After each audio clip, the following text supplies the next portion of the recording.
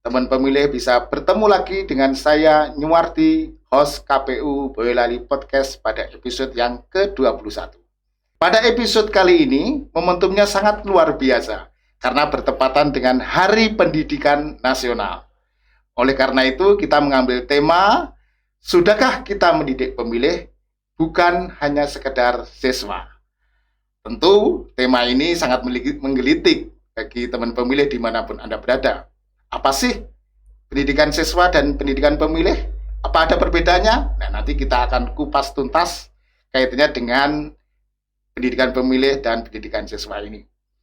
Dan untuk momentum kali ini nanti kita akan ngobrol santai tapi bermakna dengan salah satu pemangku kepentingan pendidikan di wilayah Boyolali ini. Beliau adalah Kepala Cabang Dinas Pendidikan 5. Beliau adalah seorang pendidik, seorang pemikir, dan tentunya seorang yang salah satu pengambil kebijakan kaitannya dengan dunia pendidikan. Beliau adalah Bapak Basikun, SPD MM. Kita sapa beliau. Apa kabar Pak Bas? Assalamualaikum. Baik, Assalamualaikum warahmatullahi wabarakatuh. Nah, ini kita tanya beliau Bapak Basikun kaitannya dengan pendidikan pemilih ya. Itu di sekolah itu sudah memang secara sadar atau secara eksplisit itu ada program untuk pendidikan pemilih atau hanya sekedar atau implisit atau masuk ke pelajaran-pelajaran begitu Bapak di selama ini.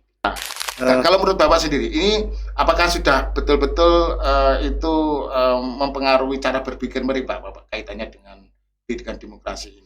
Tapi gini Pak, ada anggapan atau bahkan di lingkungan kita sendiri. Nah, seperti tadi kita obrolkan, ini anak-anak ini sebenarnya sudah mendapatkan pelajaran, ya, sudah mendapat pendidikan pemilih di sekolah. Tapi ketika pemilih itu anak-anak muda sekarang itu kok kelihatannya apatis ya Bapak dengan pemilu itu. Itu bagaimana menurut pandangan Bapak? Sebatas itu Bapak, barangkali ada program apa yang khusus untuk penguatan pendidikan pemilih ini Bapak?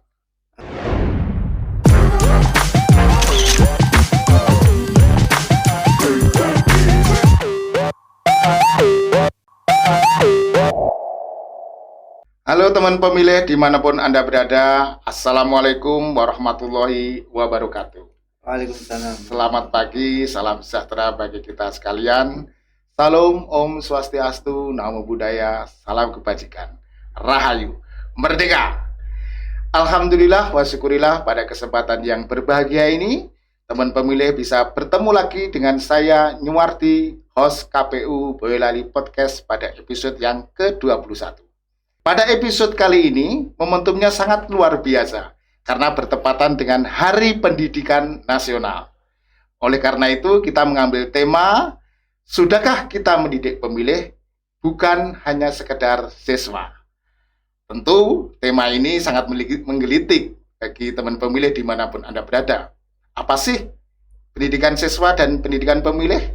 Apa ada perbedaannya? Nah, nanti kita akan kupas tuntas kaitannya dengan pendidikan pemilih dan pendidikan siswa ini.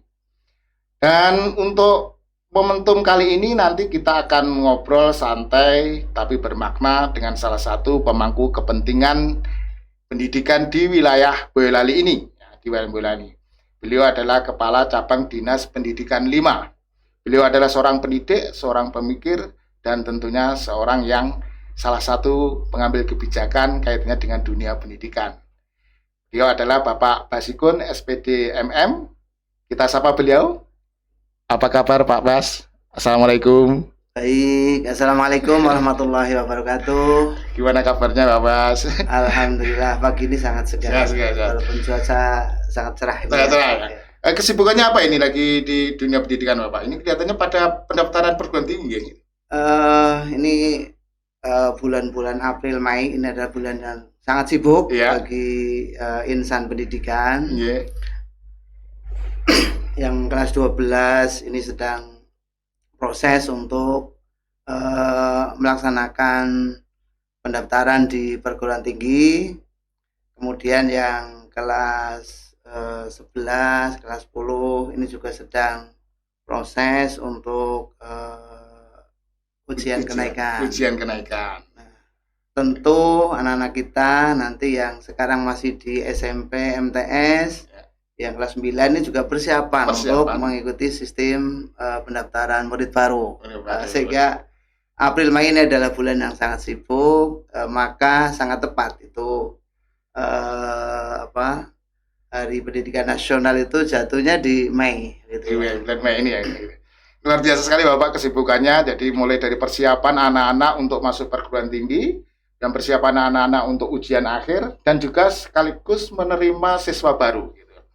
Oke, teman pemilih dimanapun Anda berada, sebelum kita masuk ke segmen diskusi atau ngobrol, jangan lupa ya, klik subscribe, like, dan share. Jangan lupa juga klik tanda loncengnya, agar selalu mendapatkan notifikasi setiap kita mengupload konten-konten yang menarik untuk teman pemilih dimanapun Anda berada.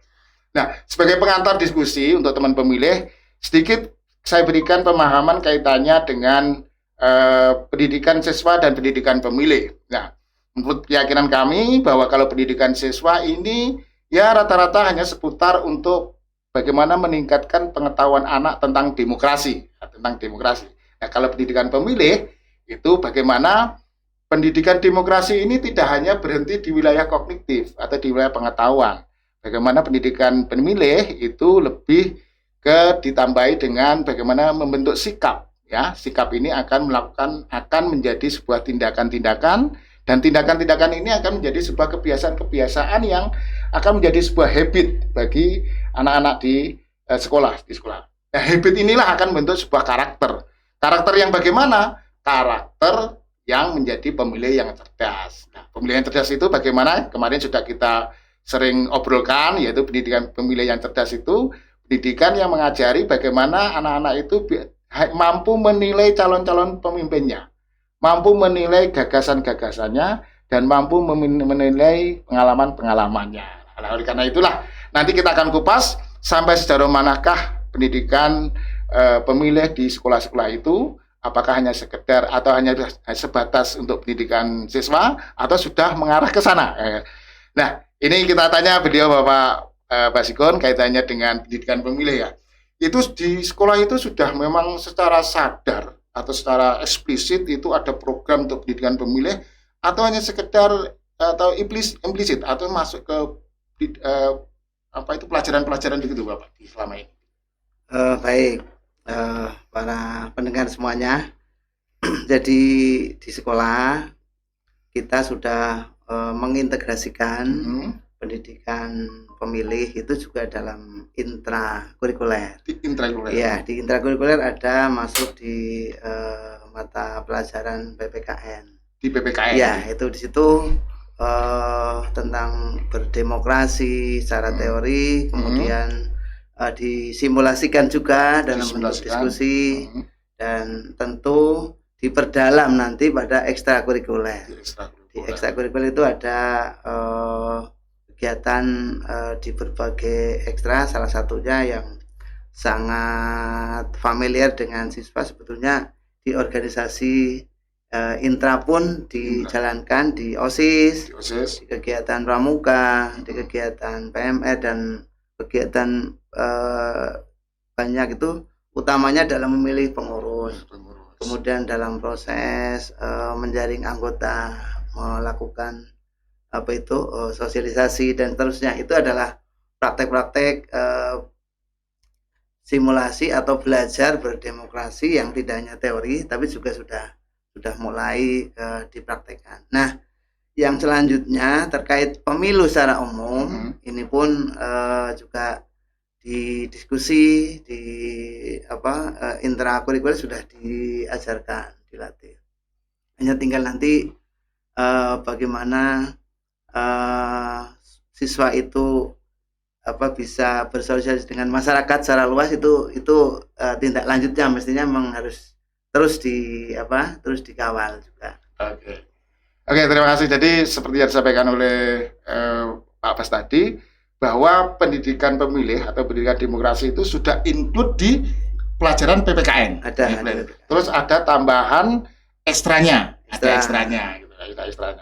Nah, kalau misalkan di kemarin itu di pendidikan atau di pas saat pemilihan tadi Bapak ceritakan untuk pemilihan OSIS, itu prosesnya bagaimana Bapak? Itu apa bisa diceritakan biar nanti kita lihat demokrasinya di mana? Apakah calon-calonnya itu ditentukan oleh guru-guru atau terus nanti pemilihannya itu siswa ada kampanye atau gimana itu, Pak? Bisa diceritakan sedikit Ya, jadi untuk OSIS ya, ini yang penerapan demokrasi yang paling lengkap itu di OSIS. di OSIS ya. Jadi dari sisi kepanitiaan pemilihan itu sudah mengakomodir perwakilan siswa. Jadi panitianya itu dari siswa sendiri. Ya, perwakilan siswa. Masing-masing kelas nanti punya perwakilannya. Ya, itu namanya majelis perwakilan kelas. Nah, kemudian membentuk berbagai ketentuan. Kemudian nanti diawali dari penjaringan calon ketua itu sudah melalui usulan masing-masing. Kalau di SMK lebih kental lagi karena di sana ada program kalian. Di masing-masing program itu punya calonnya masing-masing. Nah, kalau di SMA itu dari perwakilan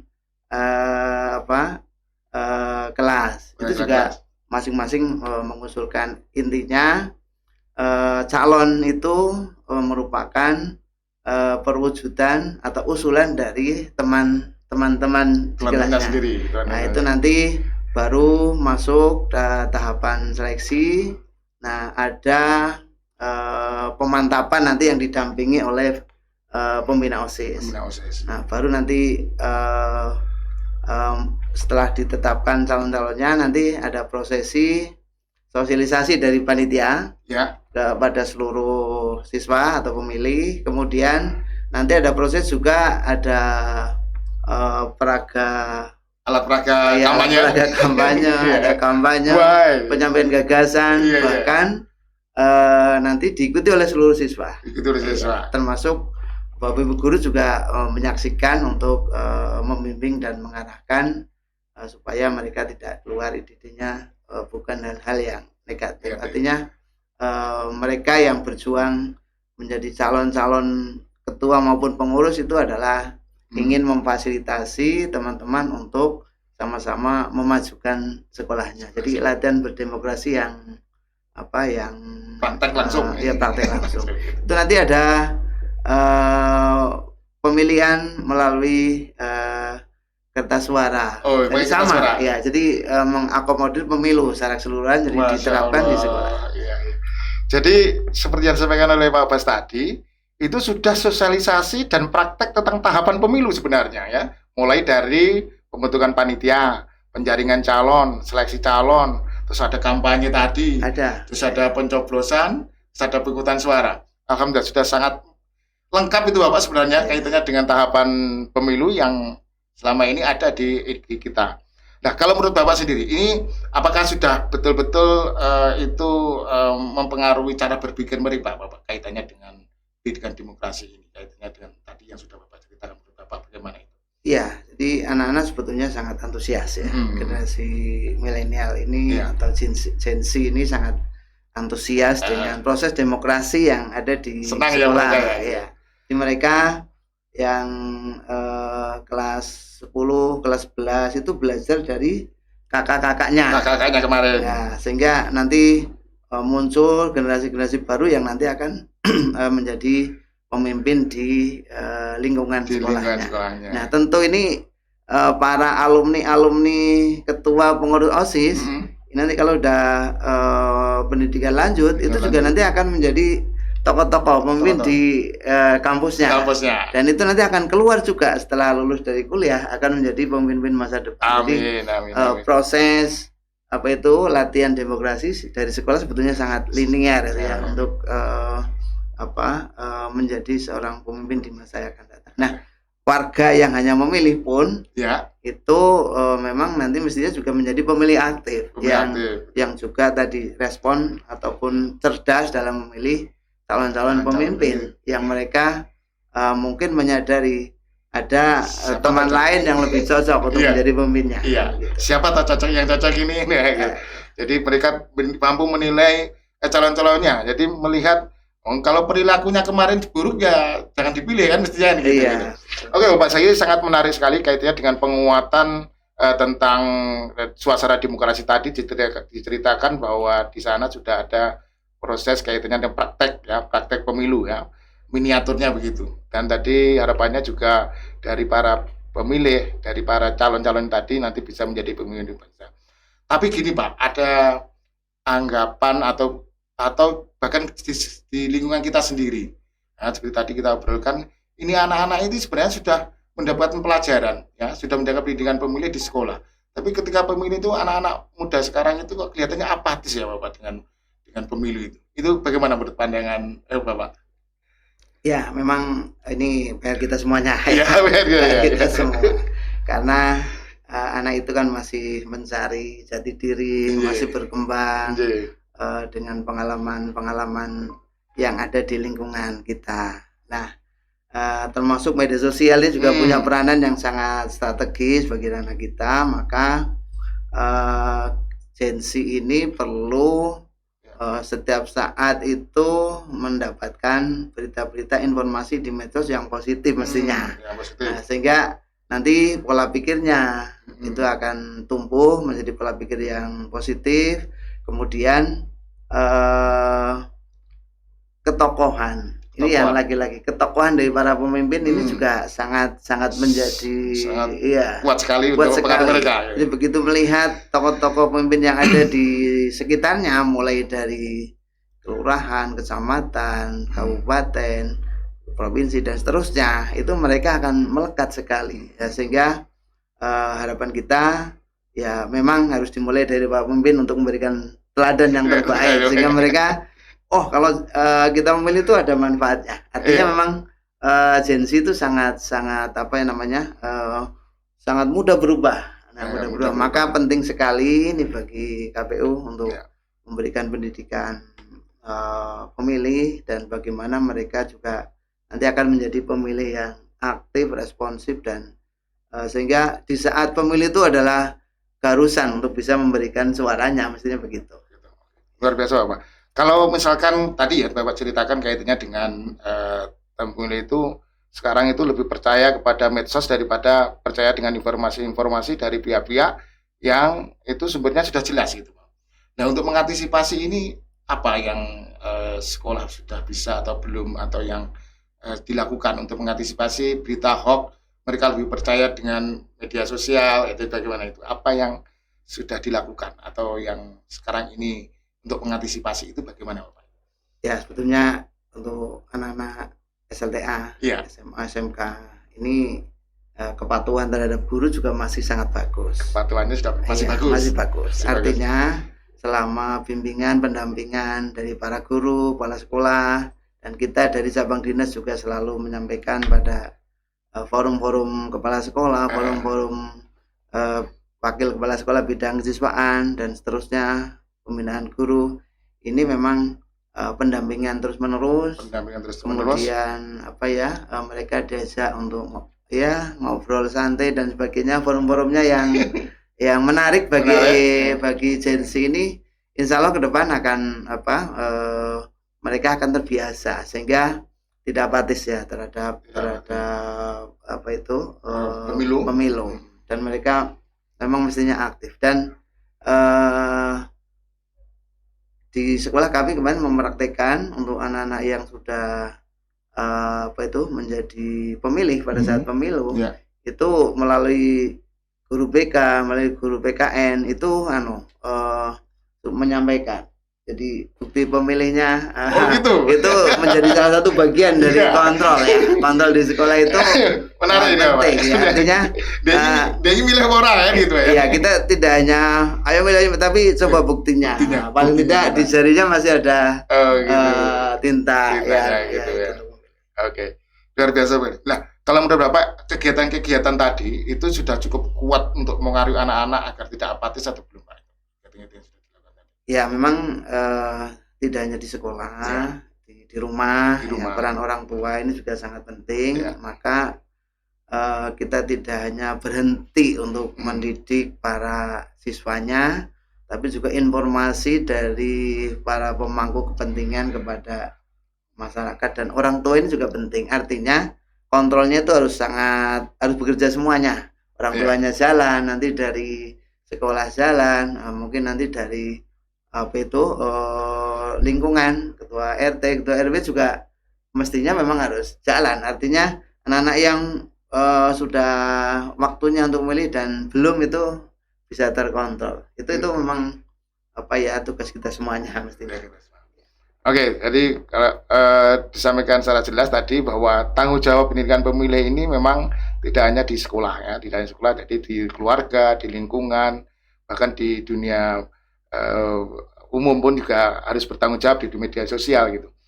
Tapi Bapak, kaitannya dengan pendidikan pemilih yang khusus di sekolah ini ya, apakah memang sudah cukup kuat ya, cukup kuat menurut Bapak kaitannya dengan benturan-benturan kaitannya dengan tadi berita-berita hoax tadi itu? Bagaimana tadi kalau misalnya tadi kaitannya dengan memilih mereka sudah dengan tunjuk apa tadi bukti tadi ya. Yeah. Nah ini kaitannya dengan mereka yang apatis ini kaitannya dengan keberanian mereka memilih, keberanian mau itu apakah sudah cukup kuat Bapak untuk pendampingan tadi itu, atau pada program-program yang barangkali perlu ditindaklanjuti atau perlu diadakan barangkali ya, untuk hal ini.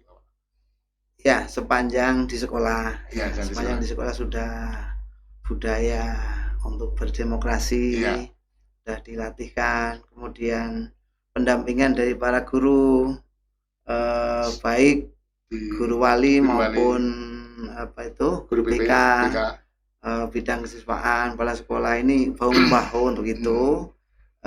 Kita yakin ya sudah sangat kuat. Nah, tinggal nanti setelah di masyarakat ya ini peran-peran pimpinan masyarakat termasuk orang tuanya tadi, pimpinan masyarakat di lingkungan ini juga harus memerankan semuanya, sehingga dengan kolaborasi kerjasama bahu-membahu insya Allah anak-anak kita tidak akan menjadi golput ya. Ini mereka harus memilih, dan tentu memang para calon-calon pemimpin itu juga harus menawarkan ya program-program yang menarik, program-program yang sesuai dengan harapan para Gen Z ini. Ini penting sekali. Oke, menarik sekali Pak. Kalau seperti itu tadi disampaikan oleh Bapak kaitannya dengan pemilih ini. Nah, kira-kira itu dari segi apa yang perlu diperkuat lagi Bapak kaitannya dengan untuk anak-anak ini? Program apa yang perlu diperkuat? Kaitannya dengan bagaimana anak-anak ini memang ya ranahnya kita menjadi anak-anak itu pemilih yang cerdas. Nah, kira-kira program apa yang perlu diperkuat untuk di sisi anak ini? Betul, saya kira memang para calon-calon pemimpin ini harus cerdas membaca ya, membaca satu hobi, kemudian kebutuhan mereka untuk Gen Z ini apa sekarang ini, sehingga program-program yang ditawarkan ya tentu misalkan anak-anak yang butuhnya olahraga ya sarana prasarana kemudian sistem pembinaan olahraga harus dibangun misalkan begitu. Anak-anak yang sukanya ini kan kategori anak-anak ini sangat variatif ya, sangat ada anak-anak yang sekarang begitu Car Free Day ternyata sangat ramai.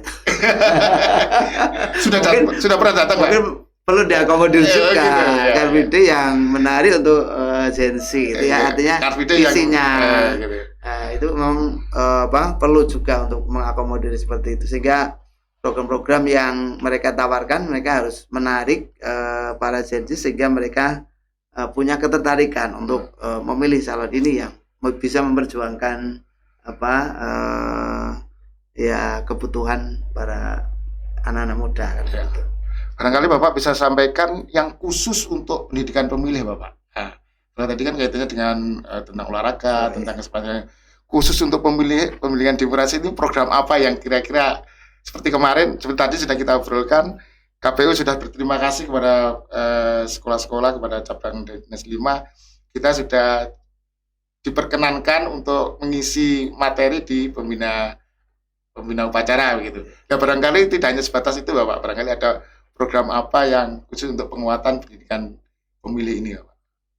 Mungkin ada juga anak-anak kan juga banyak yang ingin belajar demokrasi lebih itu bisa saja dibentuk dewan dari Sekolah. perwakilan sekolah, Gitu. dewan remaja misalnya, Dewan remaja. gitu ya. Dewan remaja itu nanti disitulah forum-forum untuk melatih mereka dan nanti bisa menularkan di sekolah mereka berada. Artinya kalau OSIS sebenarnya sudah ada forum OSIS. Sudah ada forum OSIS. Forum OSIS antar sekolah itu sudah ada. Bahkan sudah sampai ke tingkat provinsi. Hanya isinya mungkin perlu nanti mungkin juga bisa dari KPU masuk ke situ. Artinya ada muatan-muatan yang disampaikan melalui forum-forum OSIS. Di tingkat kabupaten ada. Jadi forum OSIS itu hanya di forum ya, forum OSIS, iya, OSIS jadi, berarti ya. Anggotanya pengurus OSIS masing-masing sekolah ini bergabung. Di tingkat kabupaten. Di ada. Jateng juga sudah ada. Sudah ada. Artinya itu juga bisa nanti masuk melalui forum-forum itu. Artinya ada banyak kegiatan yang nanti muaranya adalah pelatihan untuk berdemokrasi baik menjadi pemimpin maupun nanti menjadi pemilih kan gitu. Luar biasa sekali. Jadi kaitannya program itu mudah-mudahan nanti bisa terlaksana ya Pak. Oke, khusus kaitannya dengan ini Bapak. Jadi kaitannya dengan KPU dan dunia pendidikan. Kira-kira apa yang bisa dikerjasamakan ya untuk kedepannya? Kaitannya dengan mendukung tadi program-program tadi.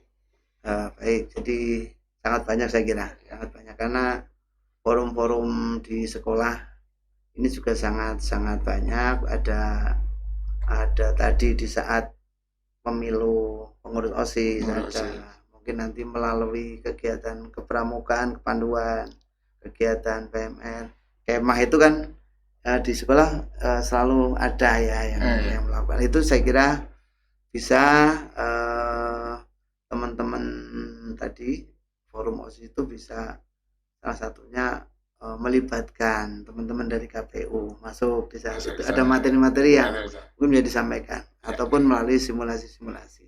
Nah, ini yang saya kira penting itu.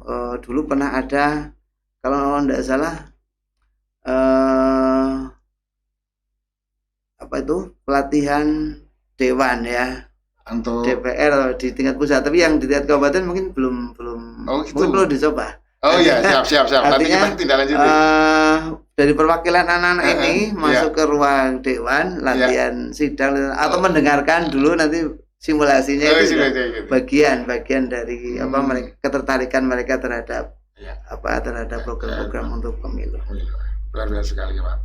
Jadi itu salah satu hal yang atau beberapa program yang nanti perlu ditindaklanjuti dengan itu, bagaimana pemilih di tingkat SMA, SMK itu pemilih pemula itu betul-betul memahami kaitannya dengan pendidikan demokrasi, pendidikan pemilih yang cerdas gitu. Sebagai akhir cerita Bapak, closing statement, barangkali ada pesan-kesan kaitannya dengan pendidikan demokrasi bagi pemilih pemula ini kepada mereka. Enggak Bapak, barangkali ada pesan-pesan yang ingin disampaikan. Baik, terima kasih. Ini berdasarkan data, ini siswa SMA, SMK di Kabupaten Boyolali, ini jumlahnya cukup besar ya. Tahun ini itu hampir 23.000 siswa. Dan itu merupakan pemilih dan calon pemilih pemula di pemilu 2029. Nah, ini termasuk masih ditambah dengan yang sekarang kelas 8-9 SMP, itu saya kira nanti akan masuk di situ di 2029.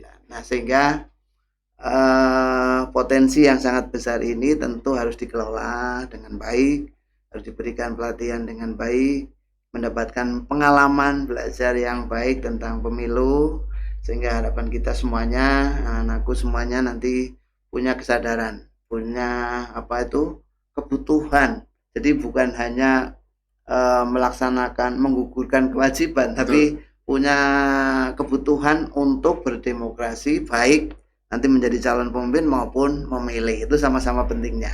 Karena kalau aspirasi kita tidak diberikan melalui pemilu, ya kita nanti harus menerima apa yang orang lain wujudkan kan begitu. Jadi artinya semua warga negara ini harus menjadi penentu keberhasilan proses bernegara di masa yang akan datang melalui pemilu. Nah, itu wujudnya ya harus aktif melalui memberikan hak suara maupun nanti menjadi calon-calon pemimpin yang akan dipilih kan di situ. Ini tentu tugas kita semuanya, insya Allah dari jajaran Dinas Pendidikan Provinsi Jawa Tengah dengan teman-teman kepala sekolah dan para wakil dan guru itu selalu bersinergi, berkolaborasi untuk mewujudkan itu semuanya. Oke, terima kasih Pak Basigun kaitannya dengan pesan-kesan yang luar biasa kaitannya dengan pendidikan pemilih ini. Sekiranya saya tidak perlu mengulang lagi. Dan mudah-mudahan apa yang kita obrolkan tadi menjadi salah satu literasi demokrasi di semua tingkatan, ya, di semua tingkatan kaitan dengan ini. Saya pikir itu sudah panjang lebar kita bincang-bincang kaitannya dengan pemilih di pemula, kaitannya dengan di Boyolali ini. Mudah-mudahan hari ini memang betul-betul bermanfaat bagi kita semuanya. Obrolan kali ini menjadi salah satu literasi demokrasi di Boyolali maupun di Indonesia secara keseluruhan. Terima kasih kepada teman pemilih yang sudah membersamai kita mulai dari awal sampai akhir ini. Terima kasih juga Bapak Basigun sudah berkenan hadir di demokrasi ini. Untuk selanjutnya nanti teman pemilih bisa bertemu lagi di episode berikutnya di episode 21. Namun sebelum kita akhiri, jangan lupa klik subscribe, like, dan share. Jangan lupa klik kontennya untuk selalu mendapatkan notifikasi setiap ada upload konten-konten yang menarik untuk Anda semuanya. Kurang lebihnya mohon maaf. Bila taufiq wal hidayah. Wassalamualaikum warahmatullahi wabarakatuh. Waalaikumsalam warahmatullahi wabarakatuh. Merdeka. Sekali lagi Bapak. Merdeka.